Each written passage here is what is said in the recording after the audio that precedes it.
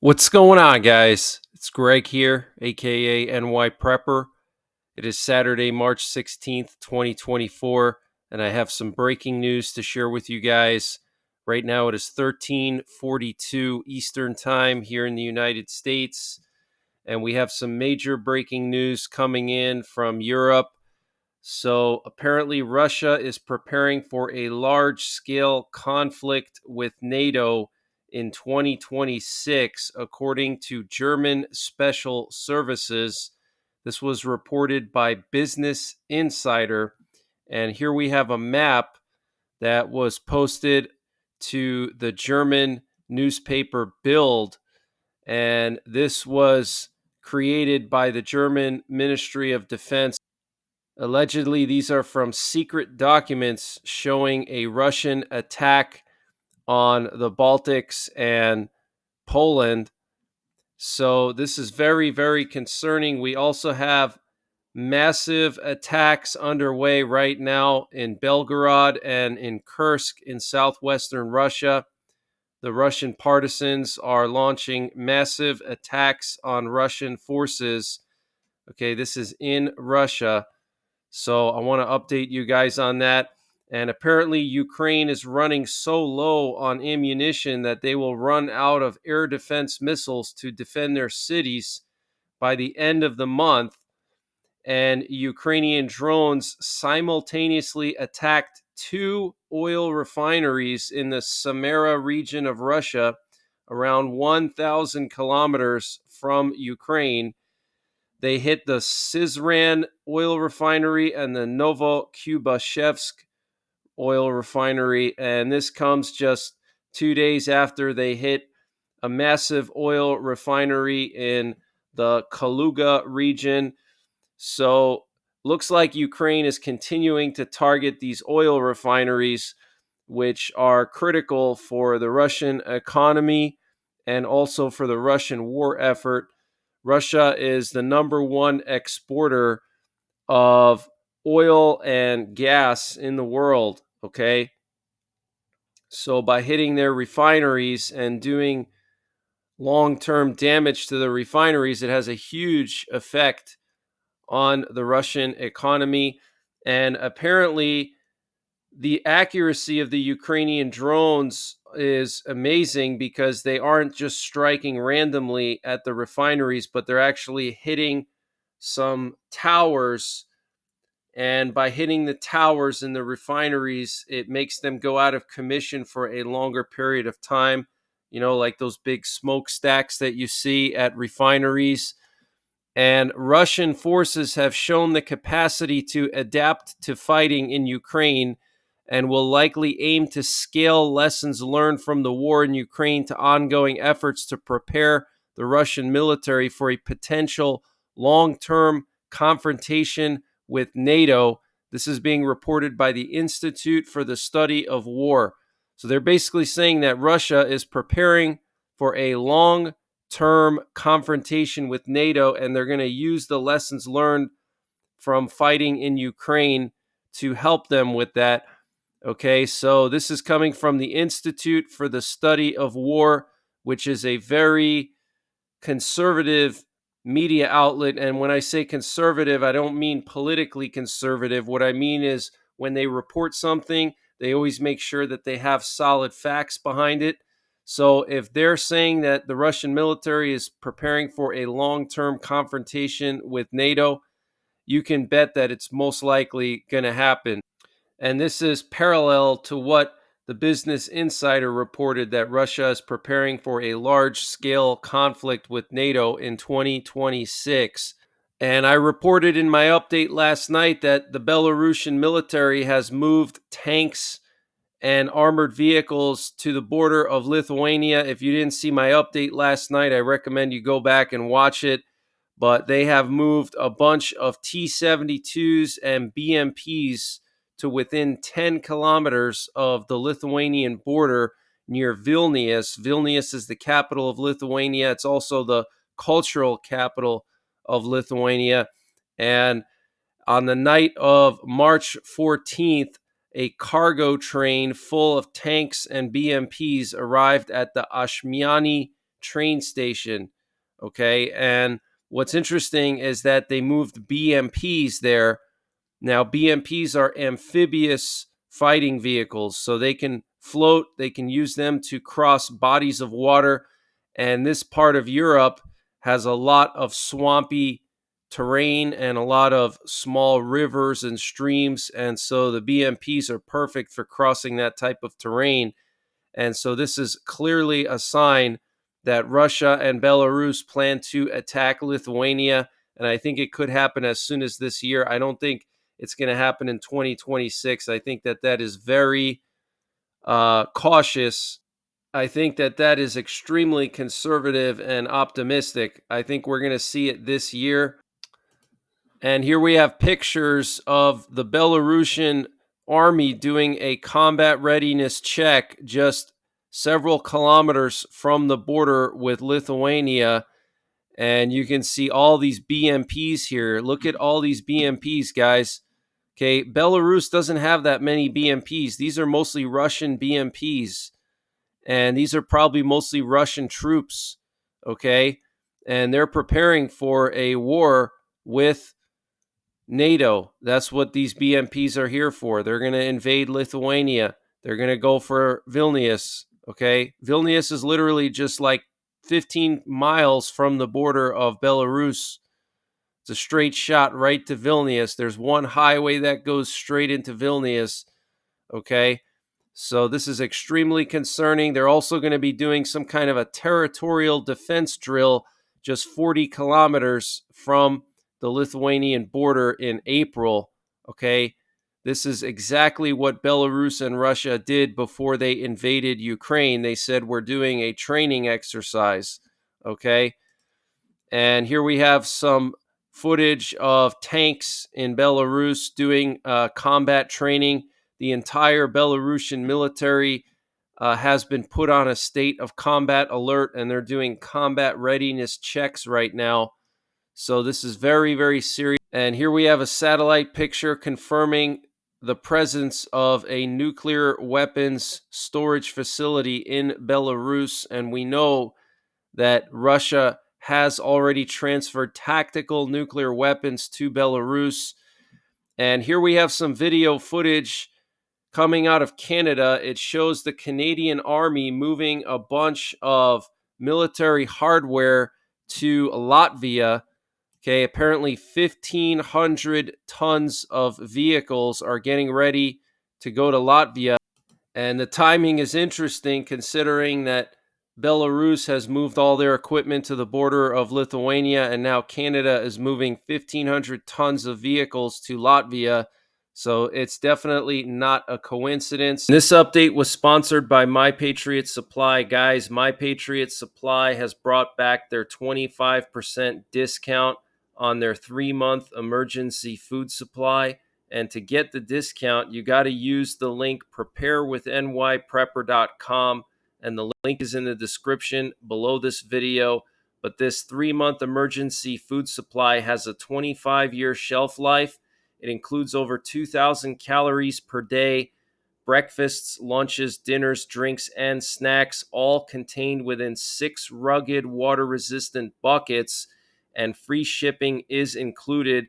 So use the link preparewithnyprepper.com to get $200 off or 25% off of the Patriot Supply 3-month emergency food supply. The link is in the description below this video. Free shipping is included. They also have a general store where they sell all kinds of prepping and survival products, and they're always running various discounts. And to get to their general store, you just got to click on the Patriot Supply logo when you get to preparewithnyprepper.com at the top of the page, and you'll see their general store where they sell all kinds of prepping and survival products, and they're always running discounts here. So use the link preparewithnyprepper.com to get 25% off of the Patriot Supply 3-month emergency food supply, and the link is in the description below this video. And here you can see a bunch of armored fighting vehicles. Look at this, guys. Looks like strikers, a bunch of strikers and various types of military hardware going to Latvia.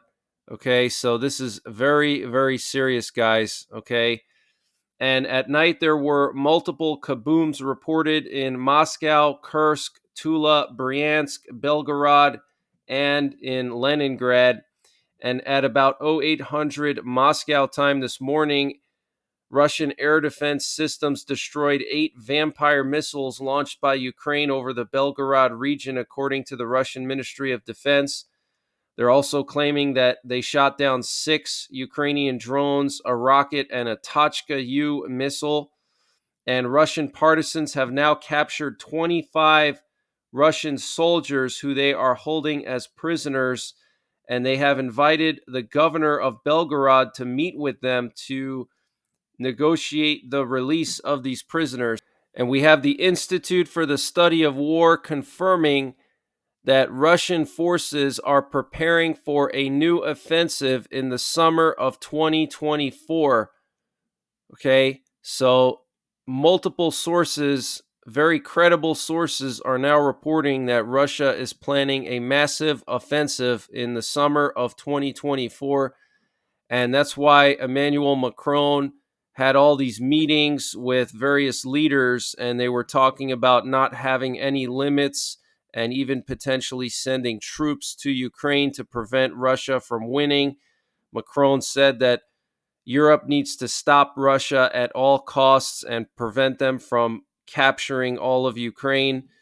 So the situation is escalating, guys. This summer could get really crazy because we may see an attack on Lithuania. We may see a massive counterattack by Russia in Ukraine. So get prepared. And here we have some video footage coming out of Russia showing one of those 2 refineries that the Ukrainians hit overnight.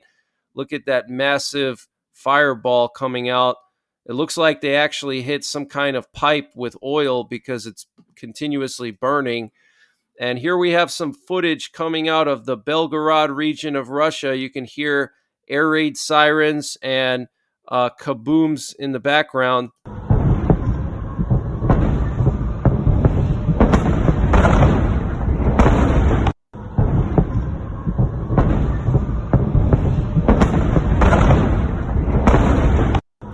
So very intense situation there.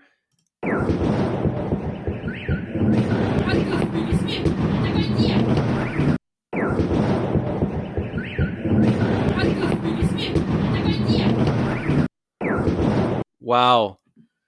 And here we have the governor of the Belgorod region of Russia, and he's giving a live stream to his citizens amid all the chaos over there. And he tells his citizens to take shelter. And what's interesting is an air raid siren actually goes off during his stream. So let's watch this. Они, к сожалению, еще есть. Так, у нас началась, у нас объявлено, уважаемые... Алло, Сергей Петрович.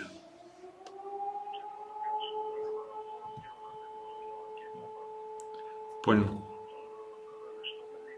Уважаемые друзья, объявлена ракетная опасность, поэтому, конечно же... He says, dear friends, missile danger has been declared. Of course, you need to take refuge in places that allow you to protect your own and your loved ones' lives and health. Все сейчас должны укрыться в местах, которые позволяют защитить жизнь и здоровье собственное, своих близких. Ну, а если у кого... So the situation is really escalating.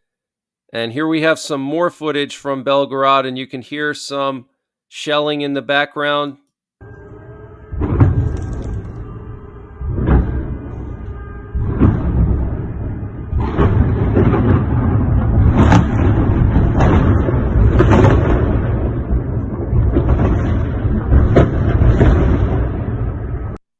Wow, that was pretty intense.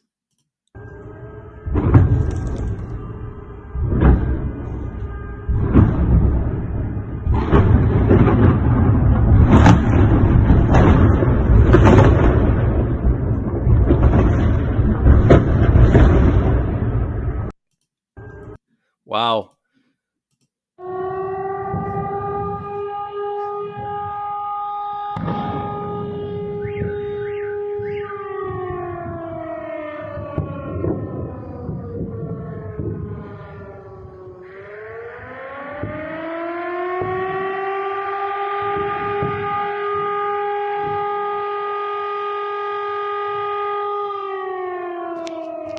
So this is the situation in Russia. Here we have some footage of what appears to be a vehicle on fire in Belgorod. I don't know how it caught fire. Probably an artillery shell or a drone hit it, but check that out.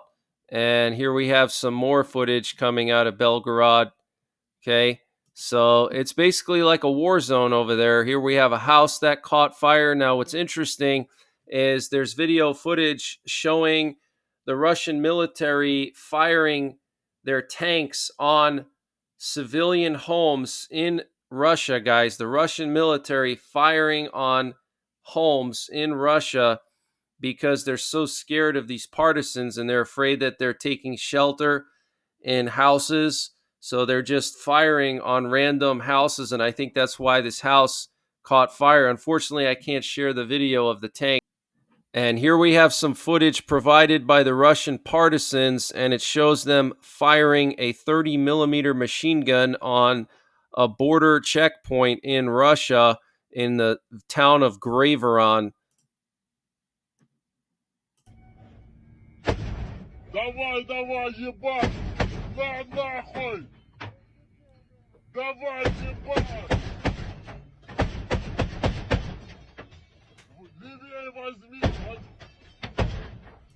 So, pretty crazy situation over there. Check this out.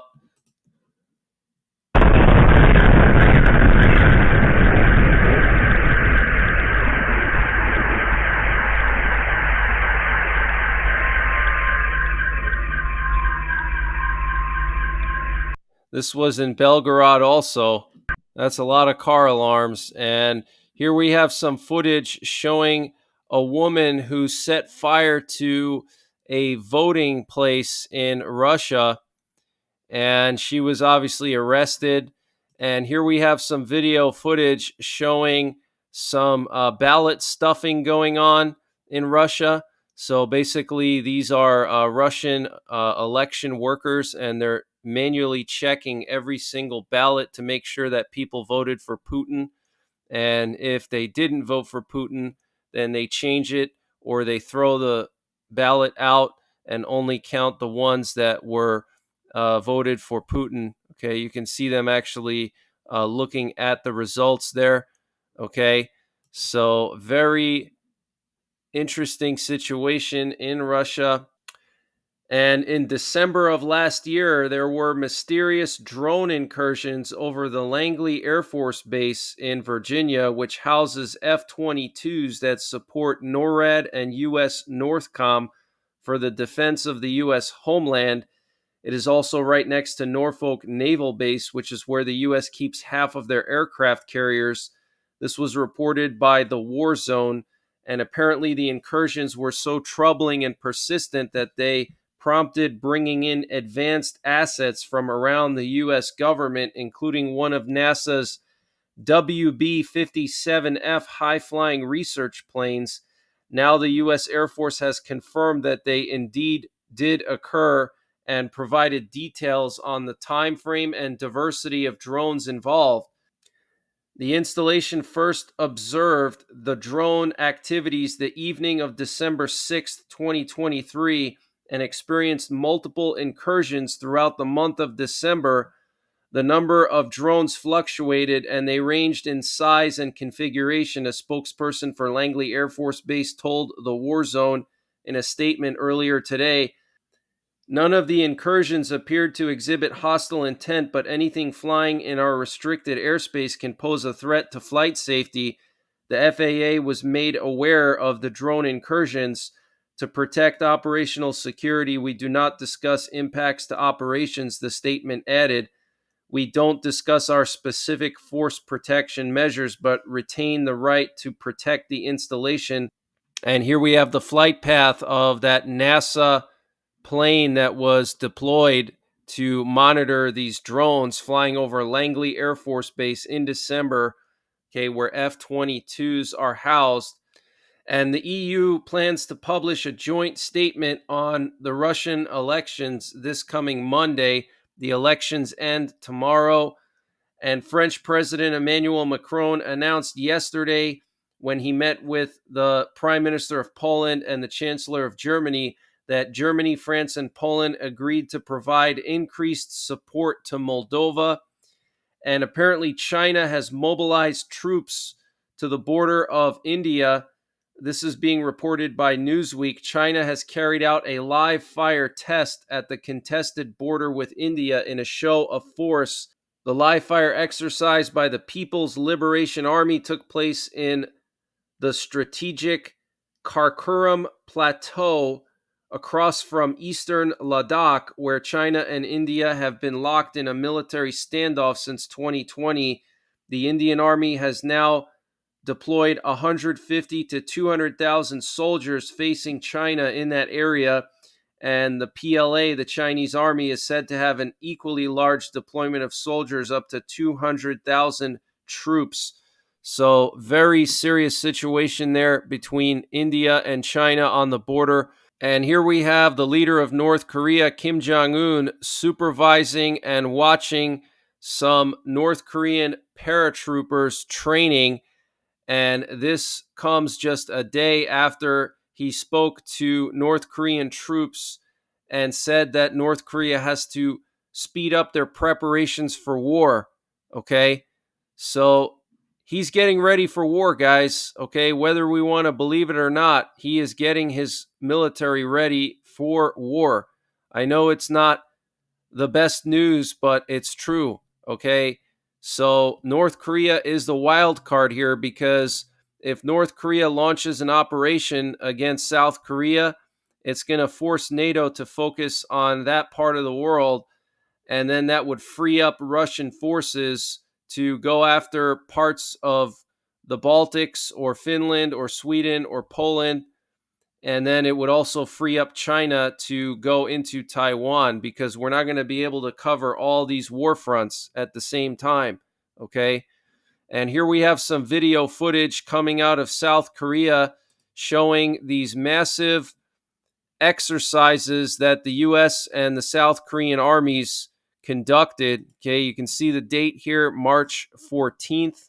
Today, and to participate in this exercise. As engineers, it is our responsibility to enable infantry and armor units to succeed with their mission. This particular exercise, we were able to breach a minefield to allow the tanks to roll through, enable them to go actually fulfill their mission and then seize a particular objective.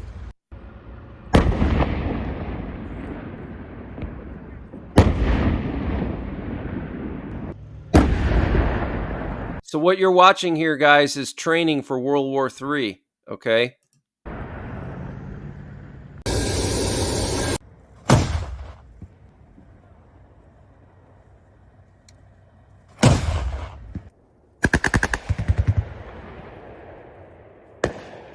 Yes. How do you perceive the ROC-US combined forces performance today? They performed, you saw for yourself the results when you were out there, but exercise went well as planned. We were able to get through in a timely manner, make the time hack they had, and overall they did a great performance. So that's the latest breaking news that I have. I will be back tonight with more breaking news, so make sure you're subscribed. Hit the bell icon down below so you get notified when I post these updates. And don't rely on the notifications. You should periodically check my channel by searching my channel name in YouTube, because sometimes notifications don't go out for whatever reason. So make sure you're manually checking. Also, some people have been complaining that even when they put my name into the search box, that my channel shows up a lot further down. So you got to scroll past like a few videos first before my channel is displayed. And until next time, take care, God bless, and don't forget the 3 Ps: prepare, practice, and persevere.